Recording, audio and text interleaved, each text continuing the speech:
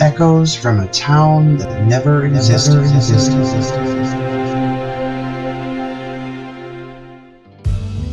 In northwest Ontario County, just outside of Rochester, New York, an unusual building stands in much the same appearance as it looked when it first was built nearly a century and a half ago.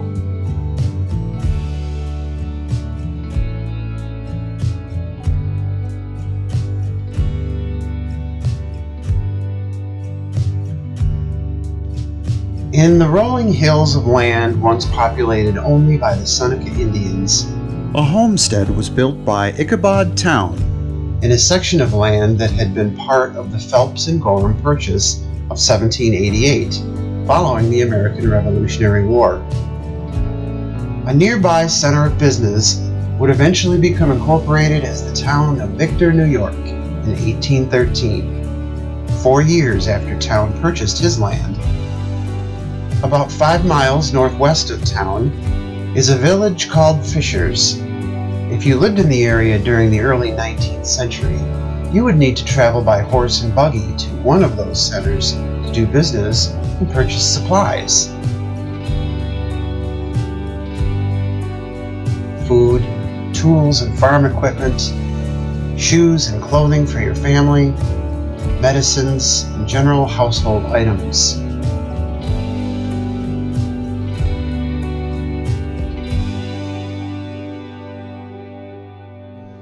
Town's daughter married a man named Samuel Valentine, and they built a farm together on part of 140 acres that his father-in-law Ichabod Town had purchased in 1809.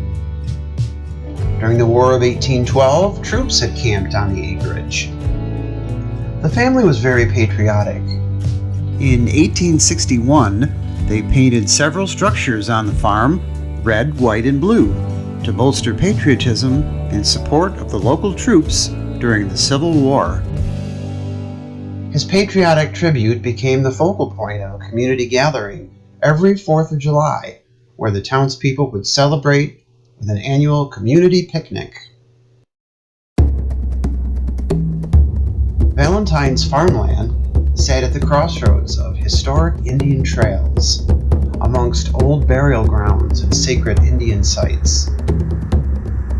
Here, a cluster of other farms soon created the need for nearby essentials, such as a schoolhouse and blacksmith, to help reduce the number of long buggy rides into town for supplies.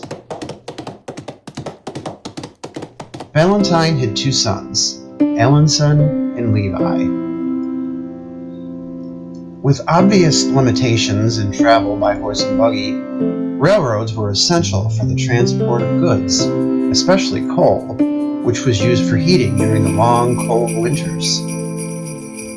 Late in the 1870s, Valentine received unexpected visitors to his farm from out of town. They turned out to be surveyors from the Pittsburgh, Shawmut, and Northern Railroad Company.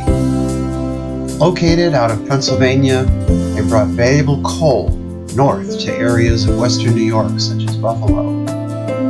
The railroad wanted to expand their operation to Pulteneyville to service Rochester and its eastern suburbs, and they were selecting land on which to build their rails and new station.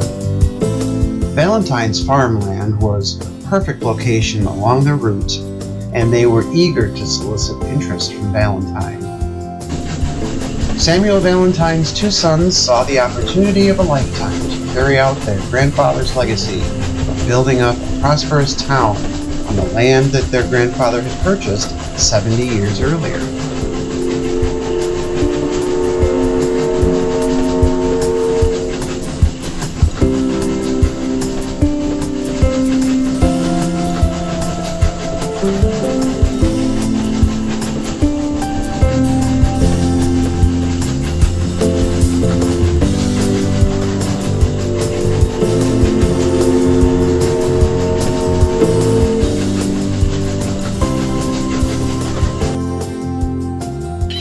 With only a handshake and a dream as collateral, Levi Valentine began to build a 4-story wooden structure at the crossroads that would become a focal point of a new town center.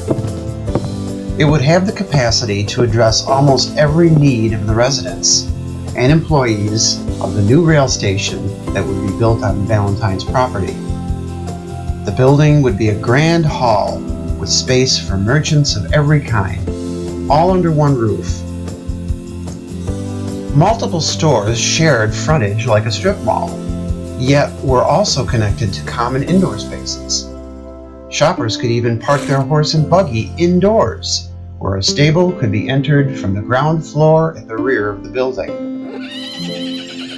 The busy town that would thrive around the new business center would be named by Levi Valentine to honor both of his parents' family names, Valentine and Town, and would be called Valentown.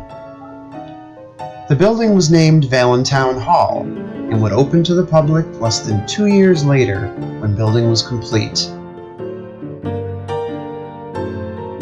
It had a general store, a butcher, a bakery, a post office, a cobbler, a blacksmith, a telegraph office, essential for a busy railroad town, a barber shop, a music school, and more.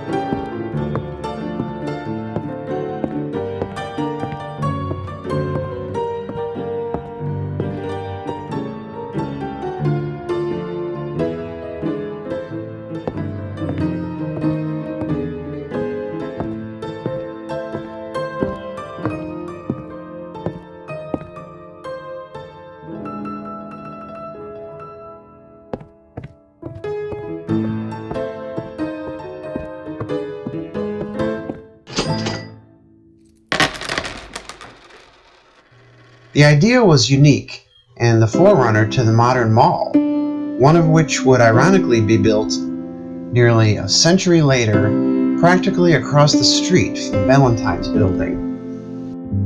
Valentown was a grand community center and even had a ballroom dance hall on the top story with 18-foot high ceilings, chandeliers, and a small stage for community events and concerts.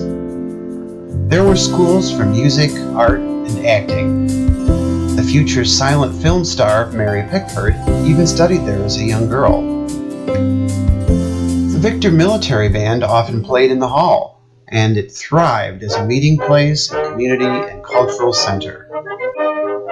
At least for a short time, while the town waited for the railroad extension to be built.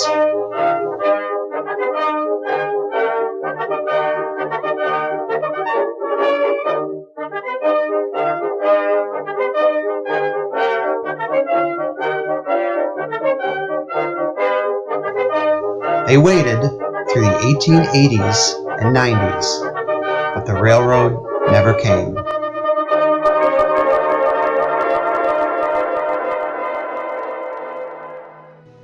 The railway company had gone bankrupt before it reached Valentown. Interest in the business center declined when the community realized that the railroad was never coming. Valentine was never able to fully recoup his investment without the railroad and was forced to sell the property. Although there is a road named after the town, Valentown never became incorporated as a real town and never appeared on a map. Businesses left the hall and the crossroads of Valentown, and moved back to the original business districts of Fishers, Scudderville, now East Victor, and Victor Center, which became the center of modern industry in the area. The hall did continue to serve as a community center and provided some specialty shops and services until at least 1910. Then, during World War I, it was used as a drill hall for local soldiers and a center for the Red Cross. Valentown basically became a ghost town. The school and businesses moved to more modern structures as electricity and automobiles arrived in the rural community. After the war years, Valentown Hall fell into disuse and disrepair and was scheduled to be torn down in 1940. There was seemingly no life left for an old wooden structure supported only by timber beams in a time when concrete and steel structures had become the norm. But a local historian named J. Sheldon Fisher was familiar with the promise and history that the structure held and saved it from demolition by purchasing Valentown Hall and lovingly restoring it as a museum to showcase its original glory days when townsfolk excitedly waited for the railroad to come. Fisher's family were founding members of the hamlet of Fishers, and the family homestead was just down the road from Valentown Hall. After purchasing the hall and restoring the upstairs ballroom, he hired a band and held dances there again during World War II, bringing new life to the historic structure.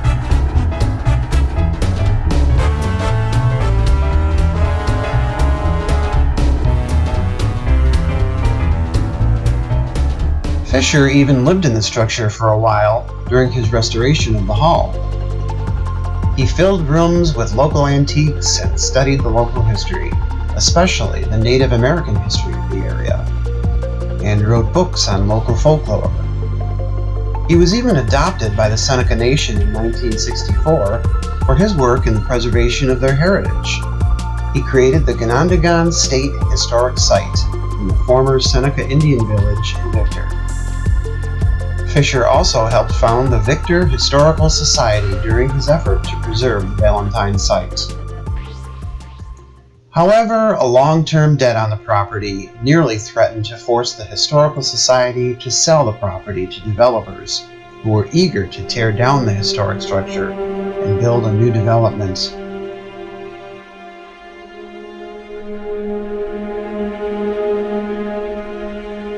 Generous gifts from the community helped save the site. Fisher died in 2002, but his museum is still operated by the Historical Society, relying on volunteers and donations to keep the site safely away from the clutches of land developers.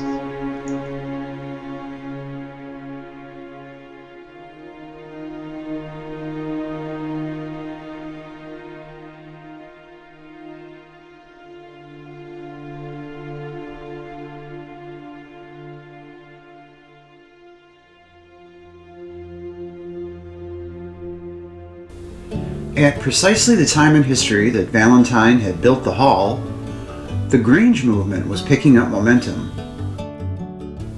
Rural America was a thriving farmland. Farmers needed not only a place to sell their harvest, but also meeting places to discuss the issues that were most important to them, such as the cost of shipping their goods to distant towns and cities. Much of the transportation beyond a few miles was done by train, which was the driving incentive to build Valentown Hall to begin with.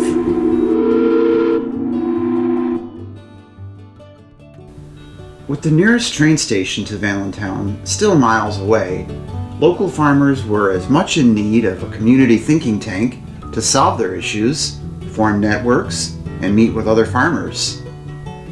They continued doing this at the hall, and Valentown became an important part of the National Grange, which had recently been organized and was quickly becoming a central source for coordination and education for farmers across the country.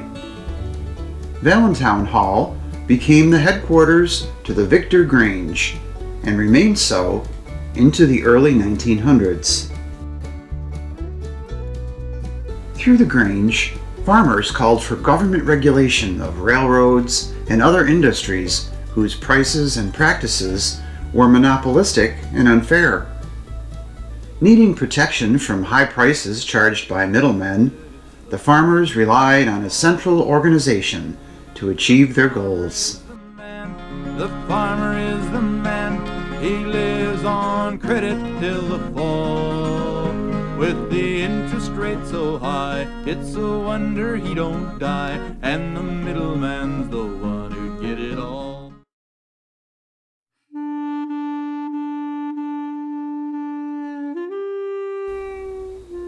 Oliver Hudson Kelley, a former employee of the Agriculture Department, had organized a group called the Patrons of Husbandry in 1868. Membership was open to both men and women, and each local group was known as a Grange. Each Grange chose officers, and the goal of each meeting was to present news of educational value to the farmer. Practices also included music and rituals, which enabled the Grange to be political without being partisan, religious without being denominational, and strongly fraternal, yet highly inclusive of women. This is the Grange Hall.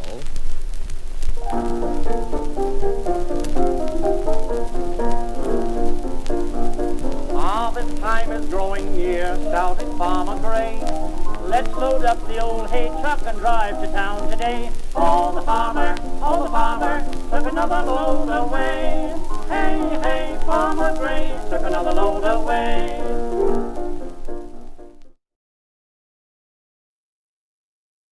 The Granges soon evolved into the National Grange Movement. By 1873, the movement was becoming political, and the farmers formed an alliance, promising to support only political candidates who shared their interests, which eventually led to the passage of the Sherman Act, or the Sherman Antitrust Act of 1890. The Sherman Antitrust Act was the first federal act that outlawed monopolistic business practices.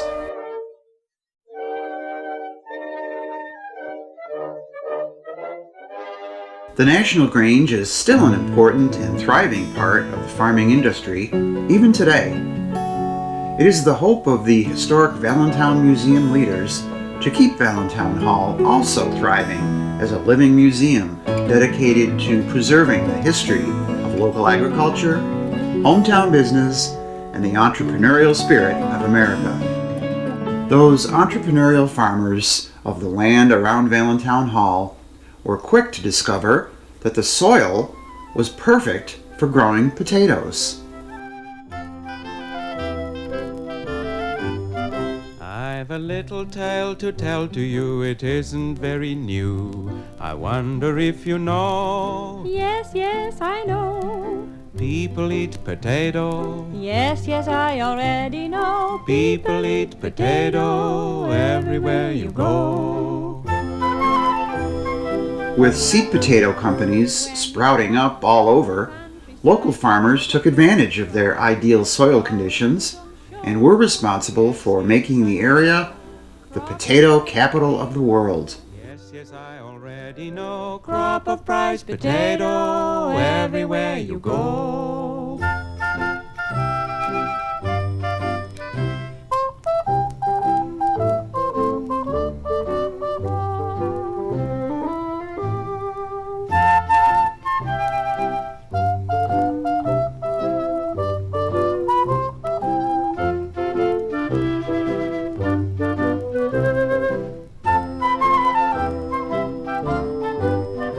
With a flower in his buttonhole, a fella takes a stroll. What blossom does he show? Yes, yes, I know. Blossom of potato. Yes, yes, I already know. Blossom of potato everywhere you go.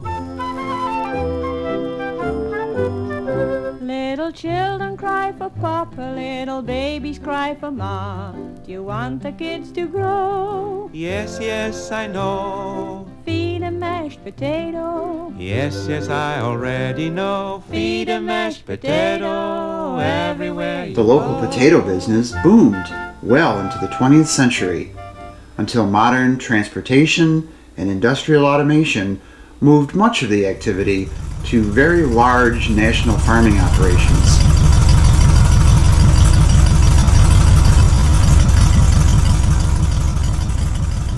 However, the local potato farmer still has a starring role in the Grange display at the historic Valentown Museum.